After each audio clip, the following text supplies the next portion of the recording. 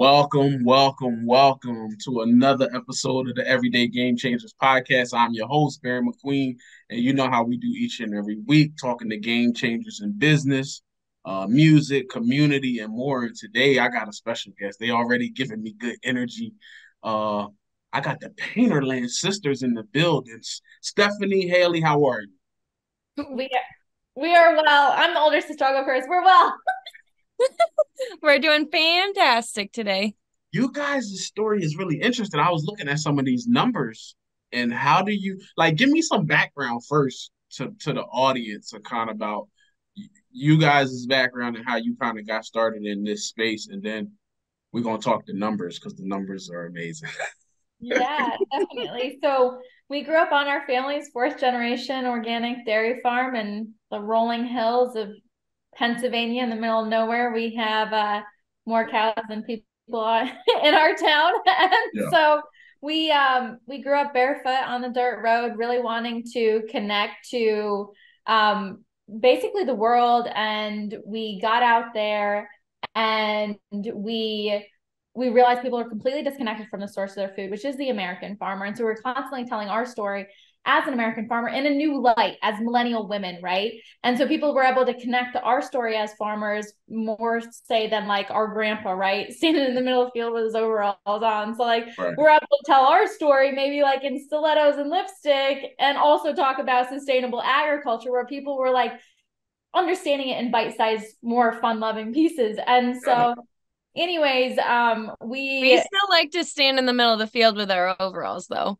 Oh, Yeah, okay, we cool. just we do a whole photo shoot though when we do that yeah. with our cows, and we get some flower crowns to put on them. So But yes, y'all glammed up. So it's not the message sometimes, it's the messenger. So the messenger has changed. the Yes, messenger and has that's changed. and we realize we can be all things. You know, as you grow up, you're like, oh, I either have to fit like this personality or that personality. And you're like, you could wear your cowboy boots, you can wear your high heels, you can have your lipstick, but also like, still work with your dad shoveling poop on the weekends. Right. So, you can be all things. Yeah. And so we got out there. We always knew we wanted to come back to our family's farm and bring light to it and really like take the base that our families built for generations and continue it moving forward.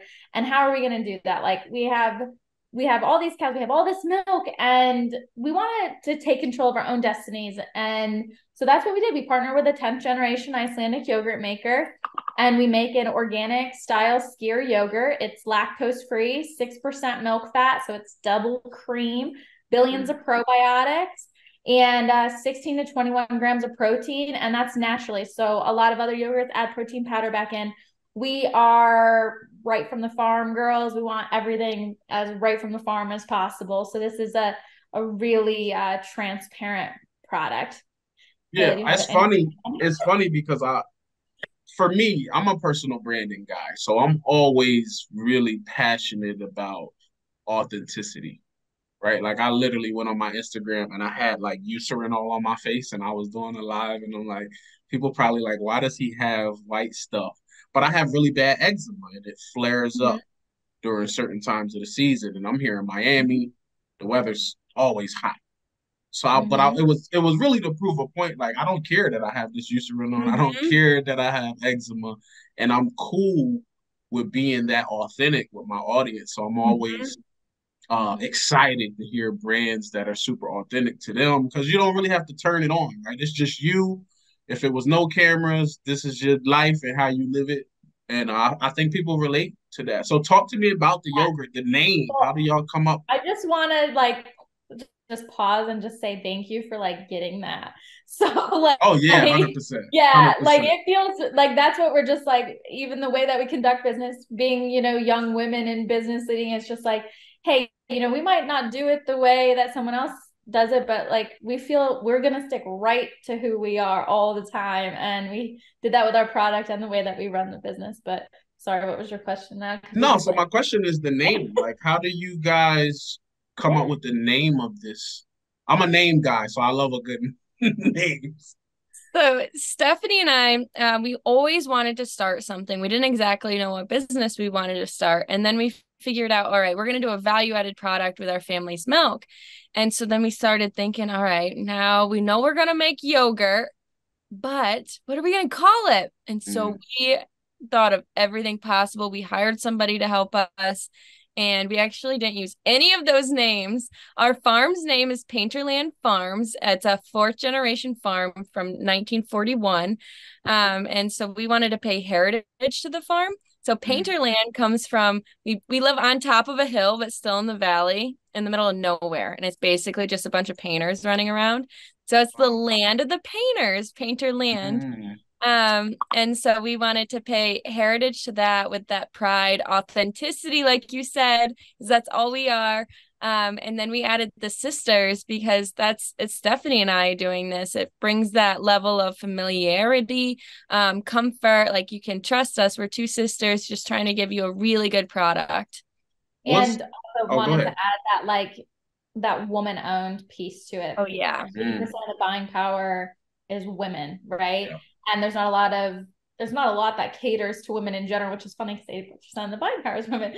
So we have this feminine looking on-shelf product, and it's sisters owned. But yeah, our last name's also Painter, so obviously that rolls in with Painterland.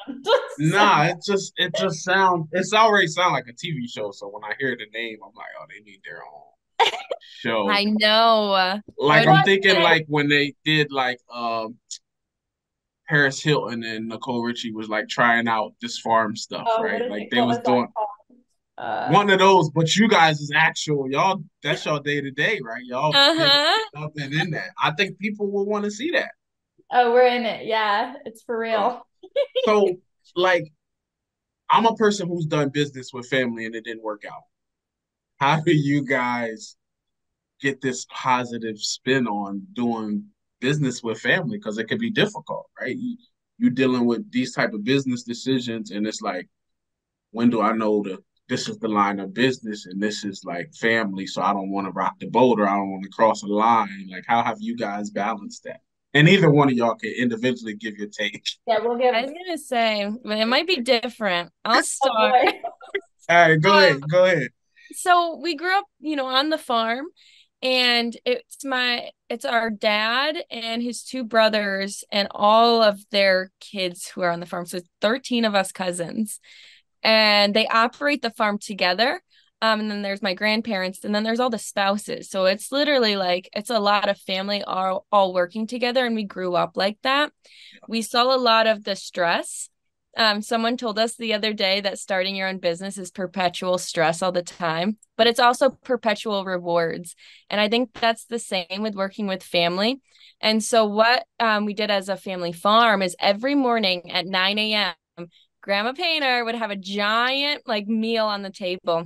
It was our breakfast, but it was usually a 5-course meal with steak, potatoes, strawberry rhubarb pie, whatever she had. And a lot of the veggies were from the garden. But we'd get up at 4 a.m. to start working. And so by that time, it was our lunch. But that 9 a.m. breakfast meeting, everyone comes, sits around the table.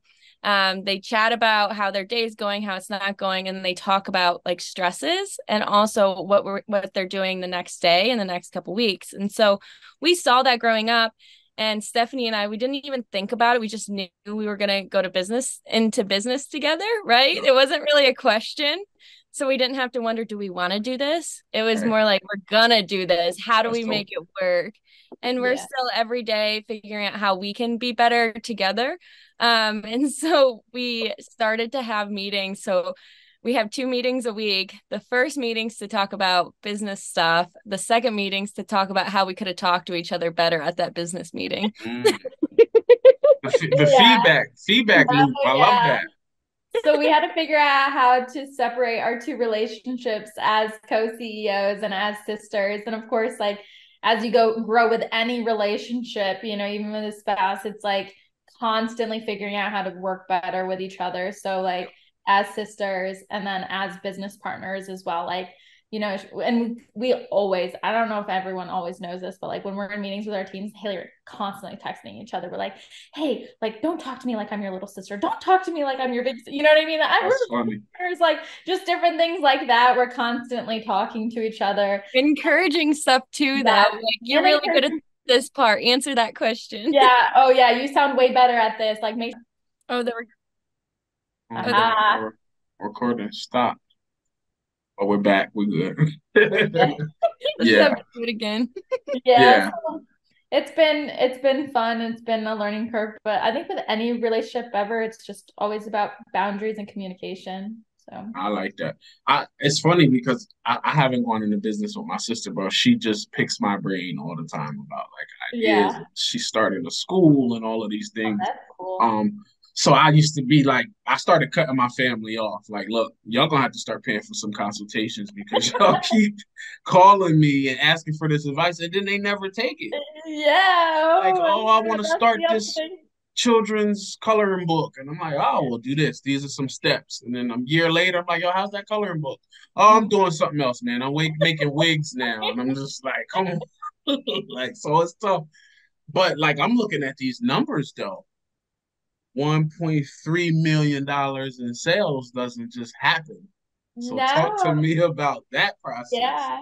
So we launched in March of 2022. And we were launched like right at the tail end of like COVID. Supply chain was funky and all that stuff. So we didn't even have they were like our labels for our yogurt. They were like, hey, it's gonna be like a couple months out. And we're like, no, we just got our first sales order. Like we just finally got it. Like we have to launch March. So we had our whole family down there, like cousins, everything, like the whole farm, like wrapping labels. 20,000 yogurts in the refrigerator. Yeah, in the refrigerator, you know. So it was crazy. So that's what happened for like the first two or 3 months. But we were like, we are gonna make sure we launch. Like we're gonna do that. Like that farmer in us. But anyways, so we launched March of 2022, and then we landed our first, I guess, big retail chain, Giant in Pennsylvania. About 200 stores. We hit the shelves in July of 2022. And then right after that, we got an opportunity with Natural Grocers, and that started taking us national. Central Market, you know, just has great velocity down in Texas. We're like, oh my gosh, we're in Texas. Oh my gosh, we're like, they saw us on LinkedIn. Yeah, and then a random video of us telling our story. They saw it. Yeah, and then we got the Sprouts account, which launched us into 400 stores nationwide, and then we're like, that was September, so we didn't actually sell anything really till July, and we got into Sprouts September, and that was a huge national account. Yep, and so we were like, wow, like we're really starting to rock and roll, and we didn't really exactly know what we were doing, so we made sure. We made sure that, you know, like hire a great team, bring on a great team to help us navigate sales, operations, finance, and really give us advice. So we realized like very upfront, like ask questions, don't be embarrassed to ask questions, or you're just not going to make it happen. You know, there's a lot of people with a lot more experience than you and a lot of other things. Yeah. And Hayley and I have acted as basically like just picking people's brains and talking to people and like realizing like when you have somebody really good, like, and they want to be with you and they want to see growth, like we all need to do this together. Everyone has their own specialties, and you're going to have to pay for that too. You know what I mean? 100%. And so like our grandma always said, like, you either pay, you know, in tuition from making mistakes, you pay tuition expense, or, you know, now we're realizing, or you pay a professional to just do it right the first time. Right. And so then we, you know, just built the team. We went into, this was pre-launching. So we sold our first cup of yogurt March of 2022, but we started everything in 2018. So it really took us 4 years to develop all this stuff. We started working. And this is through COVID, right? Through COVID, we made our design, our logos, our Painterland Sisters name, which was probably the biggest argument between the two of us, but we got it. Nice. Yeah. So we got grants and stuff to start with. So when we finally had that first cup of yogurt to sell, because it was, you know, 4 years of not paying ourselves, 4 years of people offering us jobs, and we'd tell them what our dreams were, and they'd be like, okay, girls, but if you need a job here, like, we have it. It's like, we just told you what we were doing. Which, by the way, like, try not to like say girls to someone who's trying to run a business. It's so annoying, especially by like, older men. They're like, okay, girls. And I'm like, oh Oh my my gosh. Like, goodness. so anyways, and navigating that, like where people think we're like, oh, these are two cute little farm girls that are trying to sell a lot of milk and a lot of yogurt, like Yeah. good luck. And then some people who really believed in us, and we couldn't have done it without those people, right? But we put our nose down, and then in the first 12 months of business, we had $1.3 million worth of yogurt or of like sales. And then Wow. this year we're on track to hit $3.5 million, and next year we're on track to hit 5.2. next year we're projected to hit Yeah. 5.2 million. So we're rocking and rolling. We're selling yogurt. We're So, projected to be profitable in 2025, and Nice. that's like our goal. Yeah. No, I mean, I think this is important because a lot of people don't talk about the numbers. So I appreciate you guys being that transparent. And to the people that's watching this platform, let's be clear. My first job, I was the cart getter at Giant. So What? yes, that was my first job. It wasn't called cart getter, it was called parcel pickup. And I was Pickup. it sounds important, right? So, Yeah, but yeah, basically, I parcel just had pickup. to make sure the carts was full. But that was my first job. I absolutely loved that job, Oh, that's um, cool. except when it snowed in Delaware, and I'm like, yo, this is for somebody else. Yeah, that I'll snows. do the flower shop. I'll do some bagging, but pushing these, and I have the record at the Giant store in Bear, Delaware, for the most carts taken in one trip. 62 carts. I don't know if somebody's broken that since I've left Well, Giant. we'll have to find out. So when I go to like Walmart and I see these guys got the new little button and the carts are Yeah, just pushing by itself, I'm like, these guys don't know hard work. don't know how to do it. You don't know what Yeah, the parcel pickup is. parcel pickup is. So, but that's dope. How do you navigate like getting that first deal, right? Because you guys have a product and you like, but you're dealing with like big distribution. So how do you even go out and reach out to people? So that's where we spoke about like making sure we hired someone that we knew what they were doing. We realized, okay, like we have a lot of milk. That means that we have to make a lot of yogurt, Yeah. right? So we wanted to start with just a farm store in Westfield, Pennsylvania, and do a Okay. couple things. And then it ended up, we realized once we did our business plan that it has to be bigger than that. And Mm. so we just 400 cows make a lot of milk. That's yeah, how many cows you have? 400? yes. 400 Oh, cows. That we milked. So we have a lot more, but that we milk twice a day. And so, yeah, we had to figure out, how are we going to, if we're going to really sustain our family's farm, how we need to sell all of this milk. yeah. And so we basically networked until we found P2R group, our VP of sales. We hired an interim VP of sales, and he helped us navigate like the whole language of the CPG world, the retail Mm. world, and what does everything mean. Now we were the ones like on there pitching and just Oh, wow. telling our story, right? Yeah. Like explaining why this yogurt is so nutrient dense, explaining why we farm differently, which is really important to the consumer, especially now, why sustainable agriculture, will ensure that we have a planet to live on for generations to come. And so we did that. And then he would help us like navigate those deals after and figuring out, but it was a lot of, we're still learning, you know what I mean? Like we're Nah. not even 2 years into like launching into Yeah. retail, and we are still learning, and we're pivoting, and we're bringing on people when we need it, and continuing to level up. So I think that's really important too. It's funny when I speak on stages, I always talk about fear, right? So I talk about my acronym for fear is finding excuses and reasons, right? So we'll find excuses and reasons why we can't do so. But I Yes. used to have, people have this fear of failure, people have this fear of rejection, and then I recently started adding the fear of success. And I Mm. feel like that's a real fear of people like, well, what if this actually happens? Yeah. How do I Oh, yeah. handle that pressure of, oh man, I got this big order. I said I wanted this now. What do I do?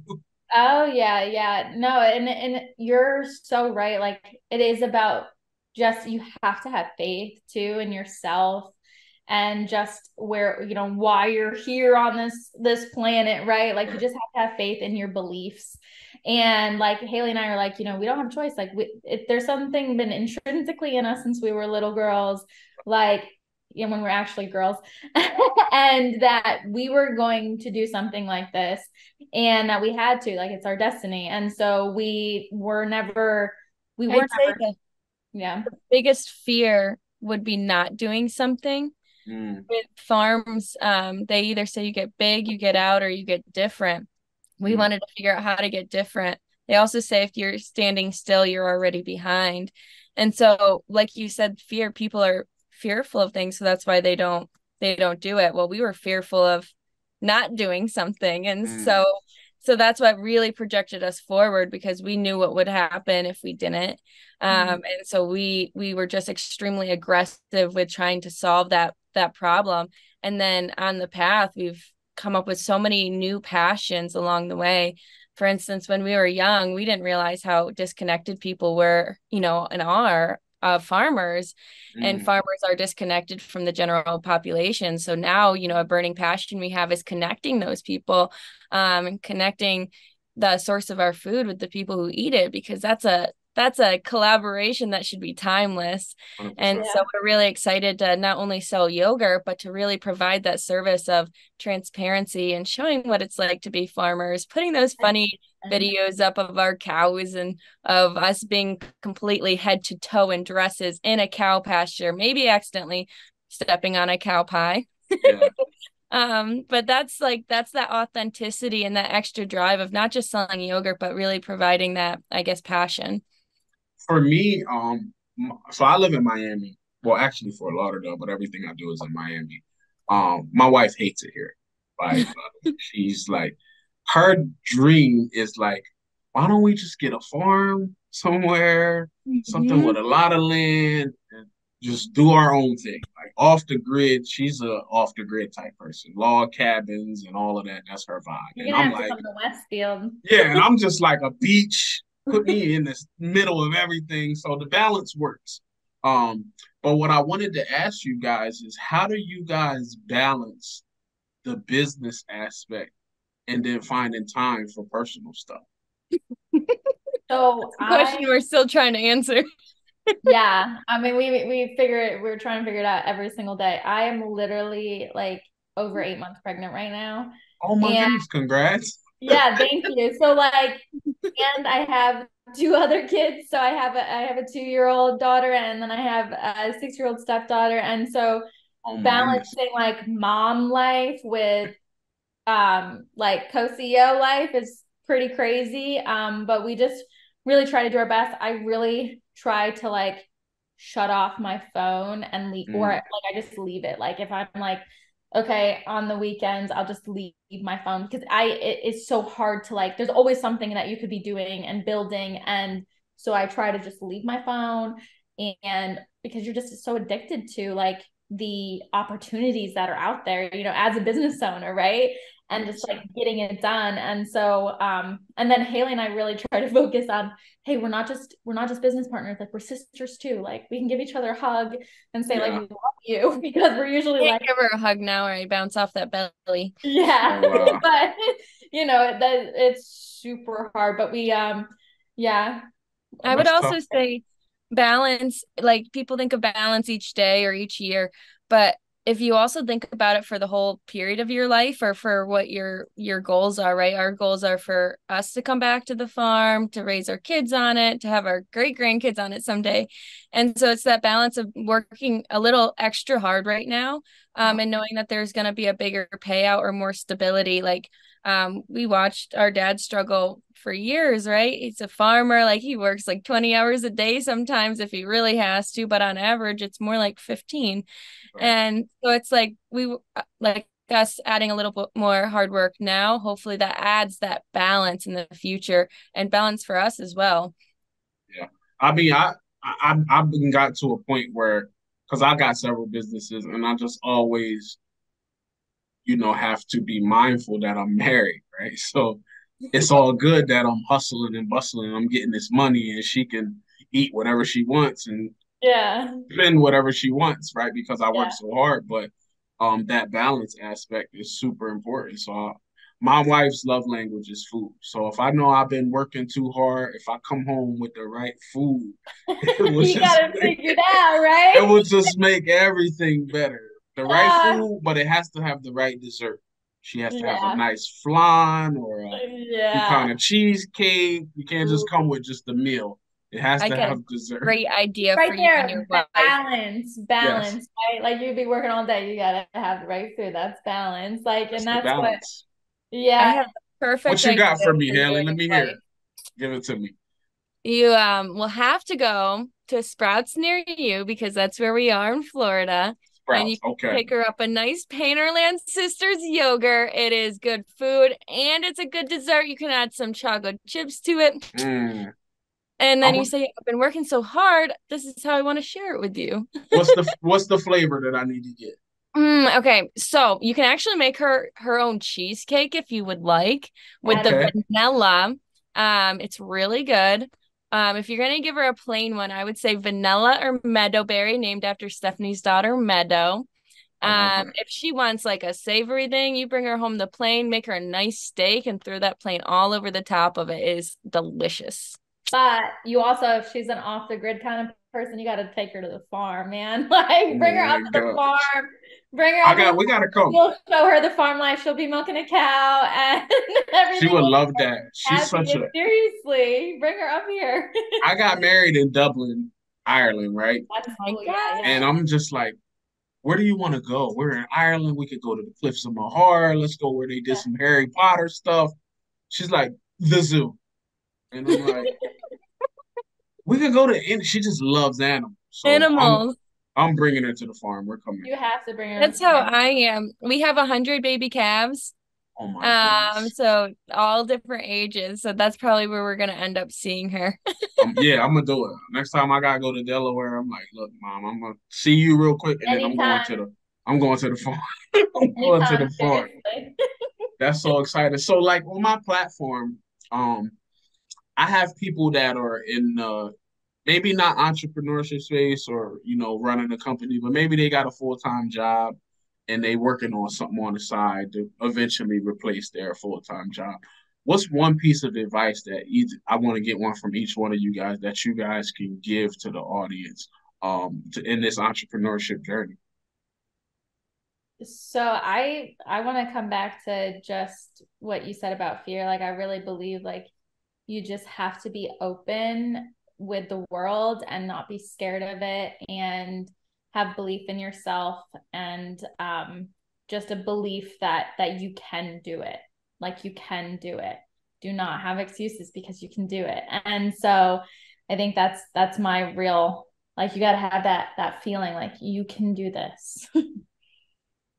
Haley, what you got for me? Oh, let's see. So when we started this, I didn't even like yogurt.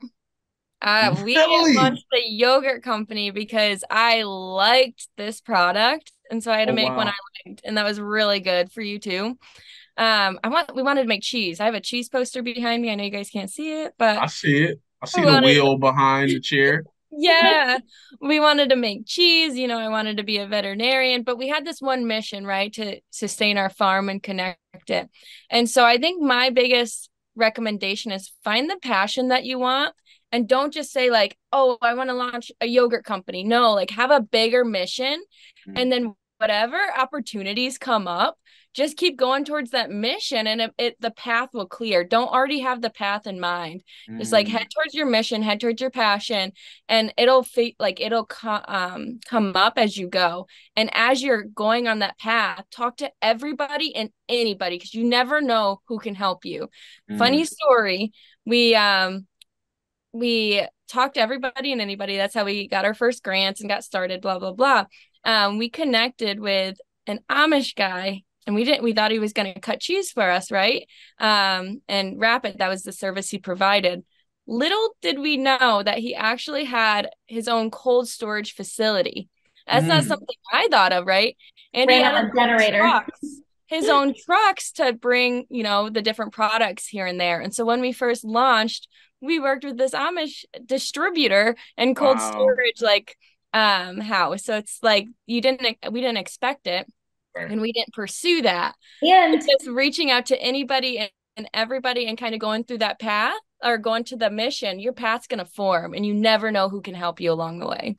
And Jake connected us to our very first sale. So that regional distributor we launched to in March of 2022, he was a connection there. So you just never know, and just have to have confidence and belief in yourself and follow your passion.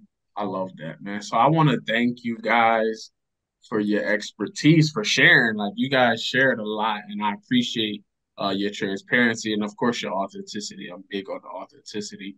And I'm looking forward. I'm going to go to Sprouts, and I'm going to DM you guys soon if I get it.